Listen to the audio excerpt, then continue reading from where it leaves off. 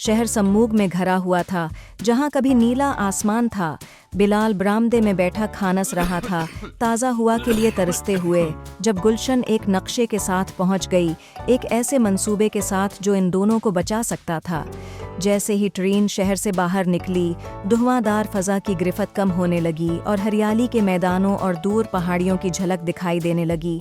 उनके दिल उम्मीद से भर गए। जंगल ने उनका खुले बाजुओं से इस्तकबाल किया। बुलंद दरख्त हुआ में सरगोशियाँ कर रहे थे और एक शफ़ाफ झरना उन्हें वो पाकीज़गी फराहम कर रहा था जिसे उन्होंने कभी महसूस न किया था। गांव एक ख्वाब जैसा था, एक ऐसी जगह जहां बच्चे खीतियों में खेलते थे और हवा मीठी और ताजगी से भरी हुई थी। जैसा कि एक मेहरबान बुजुर्ग ने उन्हें फलों की टोकरी के साथ खुश आमदीद कहा। देहातियों के दरमियान बिलाल और गुलशन ने पायदार जिंदगी के राज दरियाफ्त किए, ज़मीन के साथ हम आहंगी में रहने और उसके ख़जाने महफूज रखने का फ़न सीखा।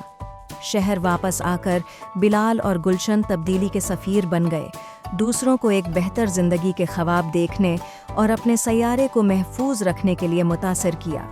उनका गांव बढ़ता रहा, लेकिन उसका फितरत के साथ तवाज़ुन बरकरार रहा, ताज़ा हुआ और नई शुरुआत की दुनिया के लिए उम्मीद का एक चराग।